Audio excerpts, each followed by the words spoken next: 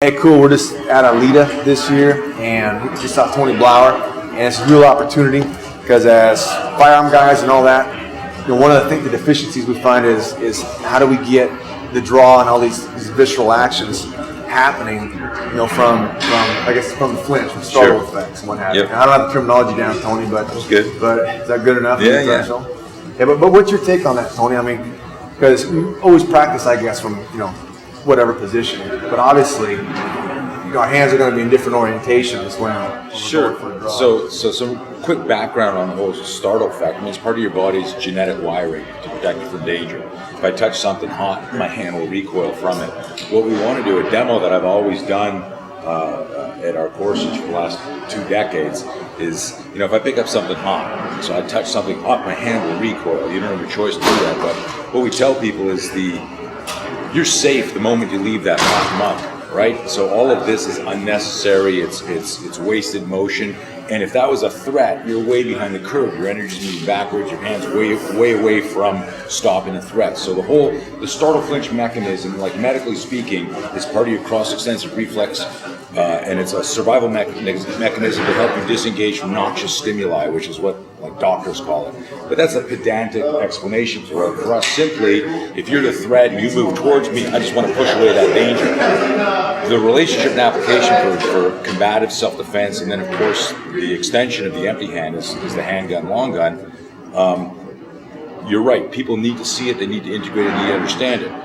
Where a lot of trainers make mistakes is they turn the exploration of a complex of a primal gross motor skill into a complex motor skill. They say you will flinch, so flinch like this. The reality is there's a model we created years ago in the Spear Instructor School called the ASAP model. ASAP is the acronym for not as soon as possible, and that's the metaphor. It's like let's take care of shit as soon as possible. But it's awareness, suddenness, and aggression, and proximity.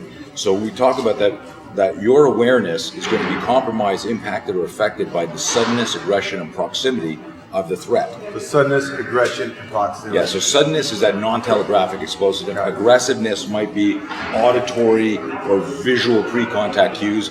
So, you get a guy that... feel aggression. Yeah, but I'm going to borrow that. That's one of my favorite gun disarms. Watch it again. Watch this. Can I have the gun? That's the Obi-Wan Kenobi technique. If I come at you and I go, fuck you, man, or I do that, that's aggressive. There's going to be pre-contact cues. But if I've got the gun like this and I go, hey, buddy, boom, boom, and there's no aggressive movement, it's not as telegraphic. It doesn't produce a flinch until you get shot, right? So there you go back. So people flinch in varying ways. From a distance, oblique threats, everything is proximity based. So if a bomb goes off 100 yards from here, we might go, whoa, what was that? But the flinch was a micro flinch. Right. It changed our breathing pattern, it changed where we oriented and stuff like that. But if you're getting something out of a closet, and you're pulling like a shoebox, and then everything starts to fall on you, you go, whoa, and your hands come up to protect your head. If there's a pre-contact, like a creaking sound, and you go, shit, there's a micro flinch here, but your body converts it immediately and shoots the hand towards it. So the survival system is magic. It's insanely fantastic. So I'm getting from that, man, there's a ton of movements based on those elements that he puts in. But it's the body has this natural kind of like homeostasis. It figures out how to do stuff. So it's visceral. You don't teach people to flinch. I tell people when you come to a spear system instructor school, I'm not teaching you to flinch. I'm teaching you to convert the flinch. I'm teaching you how to do that really quick. So we don't want to, I pick up that mug, I don't want to go, ow, that looks uncool. You'll never get a date doing that, right? What it should be is oh, my hand's burning. I don't want anyone to see, right? That would be I'm being macho and making fun here. But the reality is I touched that mug and I wish I got a mug over here. Let me do this here. Do a little Starbucks commercial here. Maybe they'll call me. Yeah. Y'all go like this and people go, shit. This is all wasted. So if we look at this as a combat metaphor, this was the bad guy, this was the threat, and it makes me flinch and do that. By analyzing it, I realize that I can go flinch, move towards the threat, or re-engage my weapon, get back online. But you can't stop if it's a true surprise. And we define it as a stimulus, that the startle flinch will be produced by a stimulus that's introduced too quickly. So if I say to you, okay, block this punch, and I go whap, and I throw the punch before you can, you're still going to flinch. You're going to get hit. You're going to move. You're going to have to, in training, you say slow down until you get a mental blueprint. I think you used the term we were talking about, get that in there. So we talk about this as metacognition, like in sports psychology, that if you've never seen something, the first time you do it, you're going from A to Z, trying to figure it out. But if it's replicated properly in training, your body starts to stress inoculate, acclimate to it, and you'll move. So now what we do, like in our gunfighting course, we teach like startle, flinch, draw. So it might be like where prior to any training, let's say you stick the gun in my face, I might go like this prior to any training. Now what would start to happen is I'm here, you got the gun, and pretend I got a gun on me, and now I go, fuck, he's got a gun. Now it might be where I've done part of the flinch, but now I'm indexing the weapon and going for my weapon, and then eventually it starts to go where I'm just going, whack, I see that, and I've recognized all these stimuli, and I still know that I need to keep the little hole away from me. So instead of me going, oh shit, and getting shot in the hand or the arm, what I'm doing, but it's a gradient, kind of like a spiral learning methodology. You don't just go to this cool, complex motor skill at the end. Like, so we don't start off the training with like a Jackie Chan gun strip, right, where the gun comes out and you go, here's your receiver, here's your slide, here's your mag. Because you can't always do the flinch. Right. Like, you know what's going to come. Right. Like, you know it's. So right. You can't practice an ambush. You can't practice an ambush. Right. So people think you can, but let's explain that to your viewers. If we really ambush each other, you're a big guy, I'm a big guy, we've got a lot of experience. If we really ambush each other, one of us is going to the hospital, right? And if we say let's ambush each other with UTM or airsoft or bang, it's not real, it's not an ambush, so we get the game played. If I say, I'll put on a high gear suit and ambush you, well, the second you see the high gear suit, the suit is color-coded threat discrimination, it's not real.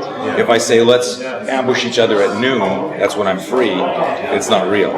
So we've created these scientific measures to reverse engineer.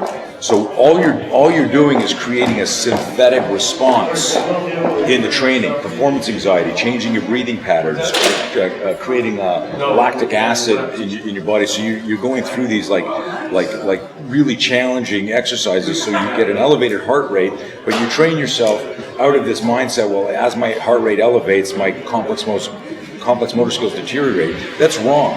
Okay, it's true if you don't train. But if you train in an elevated heart rate and you use complex motor skills when you elevate your heart rate, you tell yourself, I can do this shit. So let's bring that down to ground level. Okay, like I have a 10-minute training block. Yep. I'm going to train a little bit at home, whatever. I'll work some manipulation, but so like, what would you suggest then? Like, just work the hands from different positions. So you work. I guess what I'm thinking is, you have a skill set, highway, and a stimulus, right? So stimulus is hard to replicate because stimulus is that cheese factor, right? But from then you get on I call it the skill set highway. I stole it from Larry Yatch, SEAL Systems. Good credit. Yep. You get on that and you work you can't actually you've got thousands of reps down to execute. Yeah. So like, is it as simple as just work your hands from all the different positions and then drive it into your carrying? Yeah, that's one of the things. I mean, like, what we've identified is that people flinch. Like, everyone runs exactly the same way differently, right? So if I said run down here, if you change the left foot, right foot protocol, you frickin' fall down. You can't mix that up. Things wouldn't happen. Right. But I look at this guy and I go, okay, this guy runs pose, this guy's a heel striker, this guy, he's bent over here, this guy doesn't use his hands properly, but everyone's running. So you look at a marathon of people and a running coach would go, horrible, not bad, that guy's good, right? But the layperson goes, that guy's running. There's a way to practice startle, flinch, convert. And that's all this is we're not teaching you to flinch. We're teaching you to convert the flinch.